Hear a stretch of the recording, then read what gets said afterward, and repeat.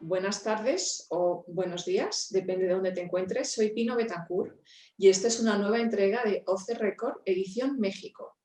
Off the Record es un programa en el que queremos mostrar el lado humano de los negocios y queremos hablar de las aventuras, de las emociones, de las dudas, de los retos que enfrentan grandes empresarios y directivos, tanto en España como ahora en México, con esta edición.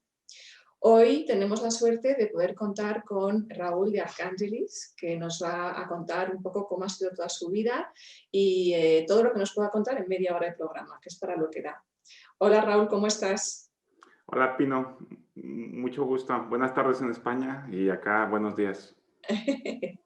Bueno Raúl, empecemos por contarle a nuestros espectadores a qué te dedicas. Pues mira, actualmente estoy en un reto muy interesante para mí porque es regresar a una empresa familiar donde yo soy la cuarta generación y pues muy contento por el reto. Obviamente con esta situación de la pandemia y todo, pues el reto como que se ve un poco confuso, no entiendes muy bien qué es lo que está pasando en el medio, porque pues, yo justamente prácticamente tomo este reto en medio de la pandemia, bueno, a inicios de la pandemia. Y entonces, pues, ajustándome, para mí es crear un negocio, por así decirlo, aunque un negocio que existe desde hace, yo, como te decía, hace más de 100 años, en medio de una pandemia. Entonces yo creo que lo que estoy creando va a ser algo muy bueno para cuando pase la pandemia, porque si lo estoy ahorita haciendo así, yo creo que cuando pase esto va a ser muy bueno. Entonces dices que es un negocio en el que tú eres ya la cuarta generación, es una empresa familiar. Y has estado fuera y has vuelto el año pasado. Cuéntanos un poco cómo fue eso, por qué te fuiste, qué has hecho hasta ahora Sí, y cómo se lo tomó la familia. pues sí, fíjate, yo desde niño sentía mucho cariño por la cuestión que hacía en mi familia. Yo conviví mucho con mi abuelo y es la persona que más se ha admirado y más me ha transmitido a mí en mi vida. Y yo lo veía como una persona realizada, satisfecha con su vida, con lo que hacía lo que quería hacer, lo que disfrutaba hacer el día a día. Y para mí desde niño era de que yo me quiero dedicar a esto, yo quiero hacer esto, y me preparé para eso, estudié ingeniería industrial, me fui a estudiar fuera de donde yo me encuentro, con la idea de regresar a la empresa familiar y seguir con la tradición. Pero pues uno propone y la familia dispone. Ya. Entonces regreso de Monterrey y me integro a la empresa familiar y a los 3 meses pues veo que había ciertos huecos organizacionales, eh, porque pues, como se dan las cosas en las empresas, a veces son demasiado, el crecimiento es orgánico y sin mucha planeación. Mm. Entonces, pues planteo con mi papá, le digo, soy casi de los menores de mi familia, 6 hermanos, soy el quinto más chico, el quinto, y le digo a mi papá, tenemos que organizar estas cuestiones, dividir muy bien las actividades, si vamos a estar integrados, pues varios hermanos, que 2 hermanos ya estaban integrados 10, 15 años atrás, pero pues como se dieron las cosas, pues para mi papá le empezó a costar mucho trabajo poderles hacer ver las decisiones sin que lo tomaran personal. Muchas veces las decisiones que tomaba mi papá le costaba trabajo que ellos separaran la cuestión emocional o la carga. Entonces eran conflictos que se llevaban a la familia por las decisiones de la empresa. Mi papá me dijo, la verdad es que yo no puedo, o sea, se me sale de las manos. Y lo entendí perfectamente, sin problema, o sea, lo entendí porque yo sabía la situación que se estaba presentando Bueno, esto ahí. que estás describiendo es algo que ocurre en muchas empresas familiares, ¿no? O sea, donde cada uno de los hijos también tiene que decidir qué es lo que quiere hacer con su vida o a lo mejor no logra encajar con la visión y la estrategia que están siguiendo o los otros hermanos y en tu caso esto supuso elegir tu propio camino, ¿no? ¿Y qué hiciste entonces cuando te encontraste con que el sueño de tu vida no iba a ser posible? ¿Cuántos años tenías entonces? Tenía 23 años, creo que sí, 23 años, sí, y Debió pues ser un momento difícil, ¿no? Porque tú ya decías que tú querías dedicarte a esto, es lo que habías pensado siempre. así es, sí, sí, fue difícil, pero fíjate que siempre dije, en algún momento tal vez voy a regresar de una manera u otra, voy a regresar a esto. Y pues me dijo mi papá, pues el día que yo me muera van a tener que arreglarlo. Dice, pero pues si ahorita tú ves que el futuro es incierto, dice, pues sí, la puerta está muy grande y ancha. Y le dije, no, pues sí, me salgo mejor porque no quiero tener conflictos si seguimos con este modelo. Y creo Claro. que fue la mejor decisión en ese momento porque hoy creo que tengo una situación y con mis hermanos muy diferente, donde pues, se entiende que para mí no es una dependencia total de esto y ustedes lo perciben también de otra manera. Y también ellos llevaron un desgaste durante estos más de 20 años en estar en ese sistema que vivieron que no, pues que al final de cuentas no era el indicado. O sea, y más que nada fue para ellos un desgaste tremendo que yo los veo a ellos muy cansados de la empresa por la misma situación. Claro. ¿Y qué hiciste tú en estos 20 años que estuviste fuera? ¿A qué te dedicaste?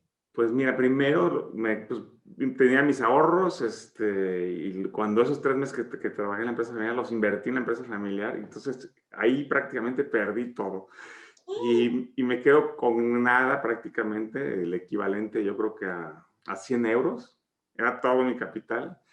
Y empiezo, apenas estaban de moda unos saborizantes para café, de que sabor vainilla, sabor amaretto, y empiezo a comprar unas cajitas, así, cajitas de 12 botellas, pero una cajita, o sea, me alcanzaba por una cajita, y empiezo a venderlas, y las empiezo a colocar en las cafeterías de la zona y todo, y de una cajita en 6 meses, pues ya estaba vendiendo 64 cajitas, cada cajita de 12 botellas. Pero cuando veo en todas las cafeterías, ya las había colocado, pero yo seguía viendo las botellas llenas en las cafeterías. Digo, esto ya no va bien. Digo, tengo que acabarme el inventario y salirme de este negocio inmediato. Y ese proceso fue 6 meses. Y salgo a cabo la última botella y de ahí inicio otro negocio. También, fíjate, relacionado al café. Empiezo a poner unos modulitos de café de 2 por 2 metros en centros comerciales, pero ya en una ciudad muy grande, la Ciudad de México. Y apenas estoy abriendo y en eso me empiezan a buscar amigos de mi papá y me dicen, oye, lo que invertiste en la empresa, que hiciste una obra ahí, dice, quiere tu papá pues que hagas algo en ese espacio porque tus hermanos no han hecho nada en 6 meses y pues que tú lo aproveches, pues al final de cuentas tú eres el que invirtió parte de su dinero ahí. Y le digo, no, la verdad es que no, quiero ir por mi cuenta. Y lo que yo estaba creando era relacionado al café, y que era la empresa familiar. Y en eso me dice un amigo de mi papá, me dice, te vas a arrepentir si no estás cerca de tu papá, si él se llega a ir. Y digo, no, pues, y sí, lo pensé y dije, sí, definitivamente, sí, tiene toda la razón. Este, y así, pagadas rentas, todo, de 6 meses, departamento, todo en otra ciudad. Y yo sí me voy a regresar. Y me regreso porque pues para mí sí es importante esa situación. Para mí, ¿Te regresas a dónde? a la ciudad de Jalapa, donde vive mi familia. Y donde está el negocio desde hace 4 generaciones, ¿no? En la zona de... Bueno, el negocio creció y se volvieron como 4 sedes, una donde iniciaron, que es un pueblo que se llama Teocelo, otra parte en Coatepec, otra parte en Jalapa, otra parte en la Ciudad de México. La empresa creció y ha tenido muchas transformaciones y ha tenido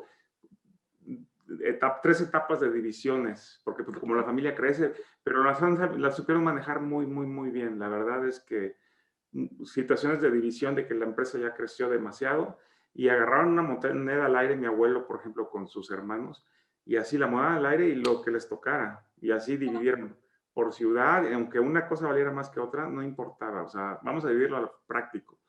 Entraban, echaban el volado y a ti te tocó esto que vale 10 veces más que los otros, pero la suerte así fue y sin problemas. Bueno, bien. Y Total, bueno, que volviste y ¿qué pasó? regreso, y en esa propiedad, pues me pongo a analizar qué podía yo hacer con esa propiedad. Pues, y a mí me gusta mucho el diseño industrial, me gusta mucho el diseño mobiliario y eso. Y lo primero que pensé, dije, voy a poner una mueblería. Pero cuando analicé el mercado, dije, me voy a morir de hambre. O sea, no va por ahí. Y dije, un restaurante, dije, todo el mundo tiene que comer y por práctico, no porque quisiera tener un restaurante. Jamás en mi vida quise tener un restaurante, pero dije, esto es lo que me va a salvar ahorita económicamente y pongo un restaurante italiano, que al final de cuentas mi papá es migrante italiano, y dije, pues tal vez a mi papá le gusta este negocio y también se involucra en el restaurante y ya yo me regreso y yo me echo la bronca con mis hermanos. ya sin involucrar, que mi papá se involucre emocionalmente, ¿no? Mm. Y abro el restaurante y empieza a funcionar muy, muy, muy, muy bien.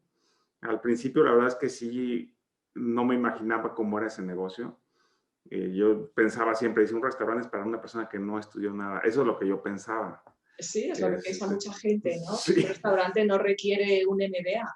exactamente. Pero cuando me topo con la realidad, veo que si no aplicas muchos conocimientos, vas a ser esclavo del negocio. O sea, esclavo total. O Es sea, lo que dicen muchos sí. profesionales de la restauración, dicen que es un negocio muy esclavo porque siempre hay que estar ahí, ¿no? Sí, si no tienes esa preparación o esas ganas de rodearte de gente valiosa, ¿no? De organizar las cosas como un ingeniero industrial. Pues sí, sí, exactamente. Yo dije, tengo que aplicar mi carrera aquí.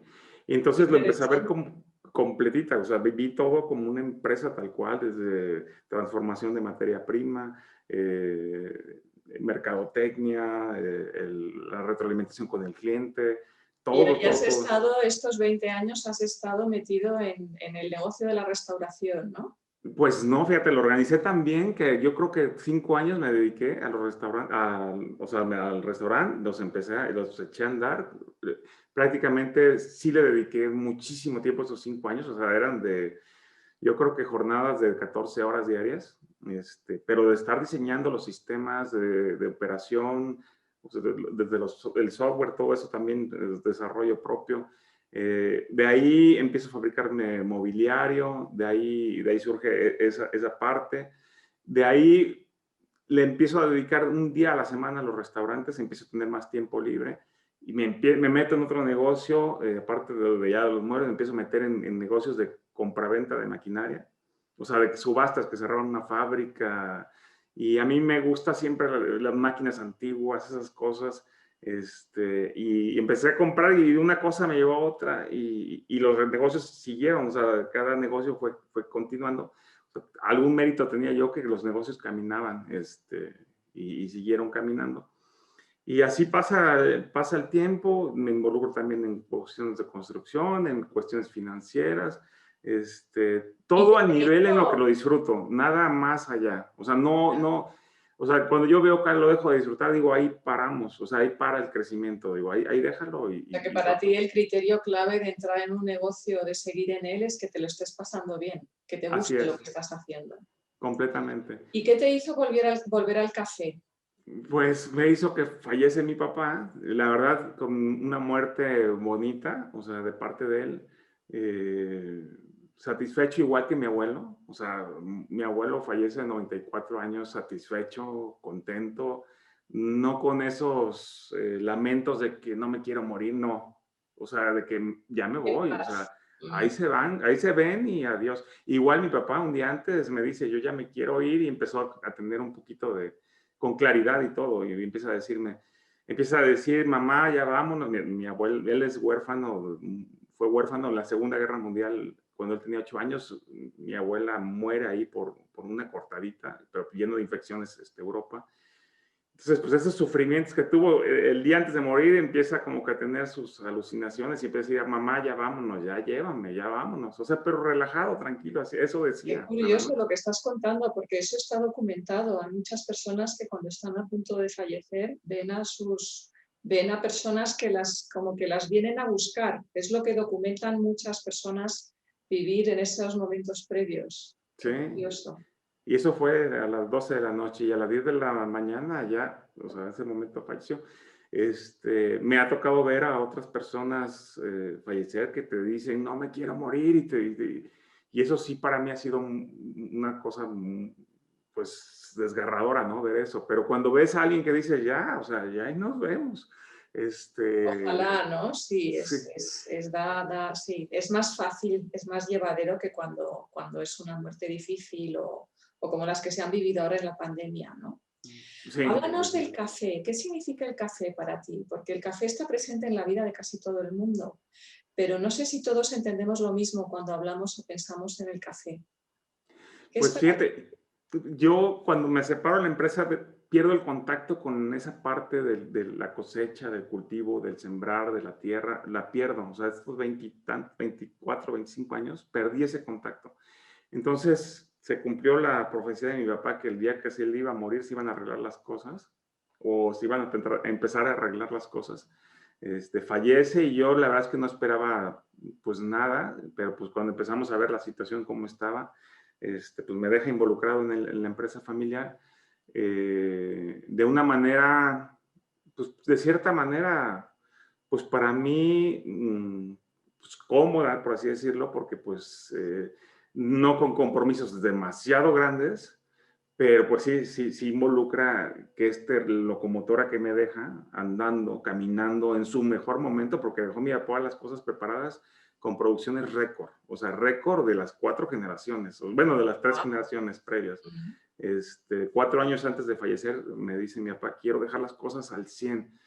¿Qué hago? Pues le recomiendo a un amigo mío que había trabajado en una empresa transnacional relacionada al café y le digo, pues está esta persona, si quieres que te apoye, porque a él le tocó vivir una reinvención de la industria del café 4 años antes de morir y murió mi papá de 84 años con toda la energía. A los 80 se vuelve a reinventar y vuelve a hacer prácticamente todos los plantillos nuevos, todos los plantillos de café nuevos completamente. Porque atacó una enfermedad a la roya en toda esta parte por el cambio climático. Entonces, desde un día para otro se te morían todas las plantas. ¡Oh, qué horror! Sí, no. Y hacer una finca de café El involucra... sufrimiento, ese es el tipo de sufrimiento que están anticipando muchos agricultores en muchas zonas del mundo y algunos se Sí. están preparando para que no les pase, pero si te pasa así de repente debe ser horroroso. Pues sí, pero yo creo que cuando tienes carencias graves, como la que tuvo mi papá en la Segunda Guerra Mundial, esos problemas se convierten en problemas minúsculos, ¿no? Dicen, o sea, no pasa nada más que volver a hacer el hoyo, volver a invertir, volver a sudar, pero a 80 años mi papá decide hacerlo. Y me deja ese grave problema con una producción récord, o sea, récord, histórica, con los plantíos mérito completamente de mi papá al 100, o sea, de presumir, o sea, de que la gente llega y se toma fotos y llegan visitantes extranjeros y aunque tú no les vendes café a ellos, llegan a presumirles los plantíos, llegan de Starbucks, llegan de Nestlé, y llevan ahí a presumirles y les hacen creer que el café es de ahí, no es de ahí, pero llegan ahí, nos piden permiso para entrar y todo. Pero pues con ese problema me deja con una producción récord, los medios tradicionales de venta modificados. Antes el café se exportaba, el 90% de la producción se iba al extranjero y ahora pues como que el mercado cambió con esas cadenas Starbucks, Nestlé, han cambiado su esquema de trabajo. Sí, porque me contabas que en los años 60-70 México exportaba más café que petróleo. Así es, las entradas de divisas eran el número 1 del país en todo era Que café. en 50 años, con todos los modelos como Starbucks, Nespresso, todo eso se ha transformado radicalmente. Sí, y los países, las economías, pues como Vietnam, Guatemala, Brasil, bueno, Brasil es el número 1, pues han crecido mucho en producción. Entonces también la oferta aumentó muchísimo, los precios se desplomaron internacionales y la mitad del tiempo el precio internacional está a precio por abajo del costo de producción y la Y mitad del Raúl, precio... yo sé, porque hemos hablado ya varias veces nosotros, y yo sé que tú estás trabajando un modelo de café en el que intentas acercarte al cliente todo lo posible y que todo el origen y toda la producción es lo más sostenible y ecológica posible, ¿no? Que habéis huido del monocultivo, que habéis creado verdaderos ecosistemas que se nutren a sí mismos. Entonces, para los que nos ven y se toman una taza de café cada día y no saben si tomarla en Starbucks o tomarse un espresso con una capsulita clon clon o pensar en el tipo de café que ofrecéis vosotros desde, ¿cómo se llama tu empresa? La empresa Grupo Selecta, pero tenemos varias, bueno, yo estoy sacando varias marcas separadas, por ejemplo, de la familia, porque pues, no puedo estar seguro qué va a pasar, ¿no? Pues, En la ¿qué es lo cuestión que legal. hace especial al café de Silegna? ¿En qué se diferencia de los otros? Pues sí, tenemos yo le llamo una ecología responsable, donde no se aplican productos dañinos en los áreas de cultivo. Algo que no se hacía, que eso sí es nuevo, hemos procurado mantener el principal trabajo, por ejemplo, que hacen los glifosatos y esas cosas que todo el mundo combate, es quitar la hierba, ¿no? Nosotros, por ejemplo, hemos encontrado ciertas hierbas que no son dañinas y que pueden convivir. Antes la gente mataba todo, o sea, todo lo que no fuera productivo o que pensaban que no era productivo, Sí, es uno mataban de los todo. grandes problemas de la Sí, agricultura, ¿no? Que estamos matando también a las abejas, a los pájaros, estamos así es. matándolo todo, de tanto matar todo. Sí, entonces cuando empiezo, le digo a la gente que tenemos encargado las fincas, oye, le digo, estas hierbitas aquí, no veo que crezcan muy alto, no veo que afecten. Digo, ¿por qué no intentamos dejarlas y que o sea, que estas se propaguen más que las demás hierbas que sí afectan? Y se llama Maclali, esa plantita. Y es una como enredaderita que crece abajo, que pues antes, de hecho, mucha gente sigue combatiendo todo eso. Y las dejamos, y ya ayer fui a la finca a recorrerla, y la verdad es que se ha propagado muy bien en 2 años.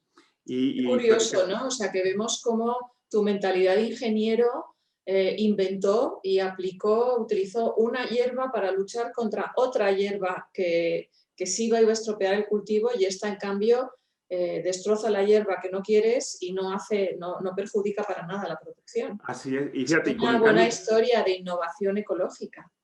y con el cambio, el cambio climático, esta hierbita, como se vuelve una capa vegetal arriba, entonces la poquita humedad que hay es una sombrita, entonces te mantiene más humedad en el suelo. Entonces, con esto de las sequías y todo, la verdad es que está ayudando también mucho a los campos. Ese café de esa finca que implementamos estos cambios, y también tenemos ahí muchas variedades de árboles que son nativos de la zona que hemos vuelto a meter a los campos, que realmente mi familia siempre fue muy cuidadosa en ese aspecto. Mi abuelo siempre fue de tener plantas que se llaman ginecuiles, gasparitos, bueno, son plantas típicas de esta zona. Y bueno, ahorita un productor de miel me preguntó, me dice, ¿qué están haciendo? Le digo, ¿por qué? Dice, ¿por qué tiene una producción de miel impresionante? Le digo, pues no sé qué estamos haciendo. Es tu Resulta, vecino, se produce la miel al lado de ti. sí, sí, sí, es mi vecino junto. Y de hecho estamos haciendo los meliponinos es una abeja típica de aquí, nativa de la zona, y lo estamos haciendo un santuario, todas estas fincas de esa variedad de abeja. Es una abeja chiquita que no pica, es muy diferente a la europea. Una abeja desorganizada, no es como la europea que es súper organizada. Ni O sea, ahí te das... la asiática que está matando a la europea. Las glutinas, Ah, aquí sí, sí, tenemos sí, mucho sí. problema con las asiáticas.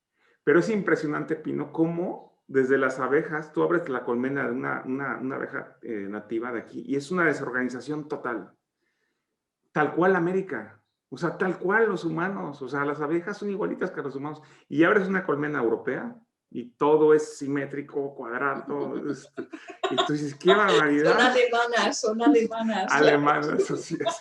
Así es, sí, sí, Porque sí. los españoles estamos ahí, ¿eh? Los Sí, españoles estamos entre los latinos y los alemanes. sí. Y resulta que esta abejita se está alimentando de una flor que todo el año da esa hierba, el Maclali. Entonces, o sea, descubrimos que tiene una florecita chiquita la hierba esta que estamos dejando. Entonces, todos estamos siendo beneficiados, o sea, el productor de miel, que esa miel se va a Alemania precisamente, y Qué dice buena ahorita que ganó un historia. premio. Sí, Qué sí, buena sí. historia. Y Raúl, nos está viendo mucha gente que está pasándolo muy mal en esta época de pandemia, quizás no tan mal como lo que nos has contado que pasó tu abuelo, o quizás no tan mal como esos momentos de angustia que tú viviste con tus 100 euros y tus cajas de sabores para café, pero ¿qué consejo les darías para reinventarse, para volver a empezar, para dejar ir lo que ya no puede ser? ¿Qué les recomendarías? Fíjate que ayer entré a una propiedad donde mi abuelito pasó 30 años de su vida prácticamente encerrado. Por primera vez entré a esa propiedad y no sabes cómo me sentí. Cuando mi abuelito estaba como en la secundaria, aproximadamente tendría 14 años, no sé si no tuvo clases ese día, faltó un maestro o se fueron de pinta. Se van al parque y en eso va pasando mi bisabuelo y lo ve en el parque a la hora de la escuela y le dice, Raúl, aproximadamente igual que yo, mi abuelo, hasta hoy estudiaste, te vas mañana a trabajar de dependiente en una tienda. Y ponen una tienda, y ahí desde los 14 hasta casi los 30 y tantos años, mi abuelo trabajó en esa tienda. Y ayer entré por primera vez a ese espacio, que sigue en las mismas paredes, el mismo techo. Fue impresionante para mí entrar ahí, sentí que estaba mi abuelo ahí. Pero bueno, mi abuelo me platicaba todo eso que vivió y siempre me lo platicaba de una manera muy positiva. Él fue huérfano, muy chiquito, igual que mi papá, y su papá se vuelve a casar y tiene sus otros hermanos. Y pues él se pone a trabajar, porque pues así, y los demás hermanos le dieron, pues estudiaron todo lo que quisieron, hubo quien estudió 2 o 3 carreras, etcétera, ¿no? Pero mi abuelito tenía que estar en el mostrador, porque se puede pintar, un día. De pinta, así le dicen en España también. ¿El qué? ¿Pintas? De pinta, que te vas fuera de la escuela un día, que te escapas. Sí, no, ¿cómo lo decimos? No sé cómo lo decimos. De pellas, dice de pellas. Bueno. Entonces, por eso fue, pero nunca lo platicó con pena. O sea, él dijo, pues ni modo, y lo platicaba y se reía de la situación, y pasó 30 años ahí, pero lo disfrutó. O sea, la gente te platica las historias de que cuando mi abuelo fue dependiente y todo el mundo quería ir a comprar ahí porque era una alegría y un optimismo, y a todos les daba consejos y todo. Entonces yo creo que la clave ante esas adversidades de la vida es disfrutar lo que tienes en ese momento que hacer. O sea, si te vas a despertar y tienes que ir a comprar tal cosa o platicar o a vender algo con alguien que ni quieres ver, pues sabes que cambia el chip y disfrútalo, encuentra la manera que puedas disfrutar lo positivo. Y es lo que tienes que hacer. Porque Céntrate no te toca. en lo que te gusta, ¿no? Céntrate en lo que te hace feliz y confía en que las cosas, una cosa te llevará a la otra, ¿no? Claro que sí. Y imagina que tal vez mañana va a entrar, bueno, de muchos años, más de 100 años, imagínate. Ahí estuvo mi abuelo hace más de 100 años de dependiente en esa tienda. Va a entrar, imagina que va a entrar ahí tu nieto y va a entrar a ese espacio y se va a imaginar lo que pasaste ahí. O sea, y vas a sentir y voltear hacia la ventana y ver la vista que tú tenías. O sea, nada más eso para mí fue impactante. O sea, fue Qué muy bonito. bonito, qué bonito. Sí. Pues Raúl, la verdad es que dan ganas de escucharte durante mucho tiempo porque se ve que disfrutas mucho de tu trabajo, que lo haces con muchísimo amor, que lo has hecho como lo hizo tu abuelo, que es quien te enseñó a hacerlo todo con mucho amor y que además disfrutas de seguir encontrando los recuerdos, las memorias y todo lo que queda de todo lo que tu abuelo hizo, ¿no? Volver a la empresa y volver a todo eso te permite seguir amando y honrando lo que fue para rediseñarlo, reinventarlo y crear una nueva versión mejor todavía en la que puedas aportar tu granito de arena y tu ilusión y tu alegría. Como ven, señores, tenemos un inventor delante de nosotros, tenemos a un ingeniero, tenemos a alguien que disfruta reinventando, volviendo a empezar, pensando en otra idea, buscando otro proyecto y creo que seguiremos viendo cómo los cafés de Silegna y cómo todo lo que va inventando va creando otra manera distinta de tomar el café. Quizás a partir de ahora, los que hayamos visto esta entrevista, cuando tomemos un café pensaremos en todo el cariño que puede haber detrás de quienes hicieron el café, ¿no? Muchas gracias, Pino. Y ayer decíamos una frase y que me gustó mucho tú cómo la tomaste, que si en un negocio no hay amor, pues no vale la pena ese negocio. Tiene que haber amor en el negocio y si no, mejor déjalo, o sea, déjalo. Bueno, pues sí que nos quedamos con esa conclusión que yo creo que resume muy bien todo lo que hemos hablado hoy aquí, es que cuando hay amor no hay mal negocio, ¿no? Muy bien. Muy bien, muchísimas gracias Raúl, ha sido un placer. Gracias a ti, Pino. Gracias a todos vosotros, a todos ustedes por escucharnos hoy, por seguirnos y les esperamos la semana que viene con una nueva entrevista a otro empresario directivo mexicano.